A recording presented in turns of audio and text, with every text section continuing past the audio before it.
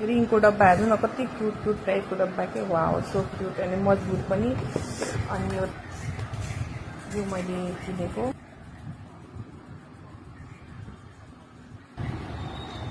निलो मङ्गु है मैले बनाएको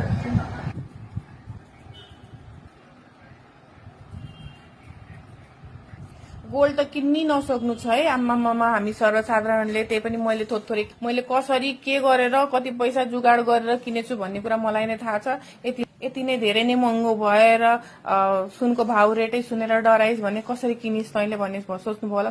अब त्यो त अब हामी आए मान्छेहरूले कसरी के गरेर कति जोनो जतन गरेर जम्मा गरेर के गरेर किन्छौँ नि किन्न त।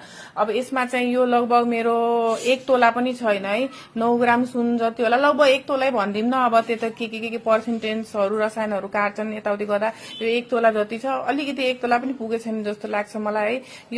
यो चाहिँ जम्मा 4.5-5 ग्रामको मंगलसूत्र। यसको चाहिँ 40,000 भन्दा 40,000 समथिङ कति परेछ यो सानो मंगलसूत्रको है। रेगुलर युजको लागि मैले बनाएको, त्यही भएर धेरै महँगो बनाइन।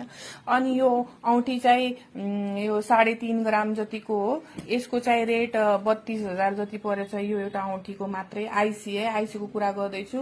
अनि यो यति महँगो छ। यो रिङ चाहिँ 20,000 भन्दा 20,000 समथिङको परेको छ।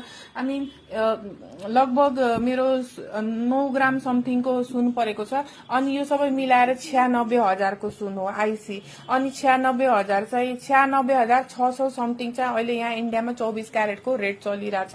अनि 22 क्यारेटको रेट चाहिँ अहिले यहाँ हाम्रो इन्डियामा चाहिँ 88,000 समथिङ छ है। आजको डेटमा मैले आजको अक्षय तृतीयाको डेटको रेट बताइराखेको छु। हुन त भिडियो 1-2 दिन लेट आयो होला।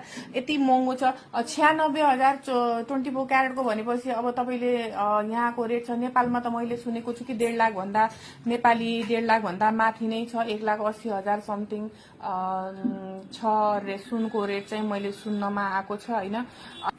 96,000 समथिङ भनेपछि नेपाली चाहिँ हाम्रो कति पर्न गयो भनेदेखि 1,54,55,000 कति पर्न जान्छ है। 1,54,55,000 जति पर्न जान्छ।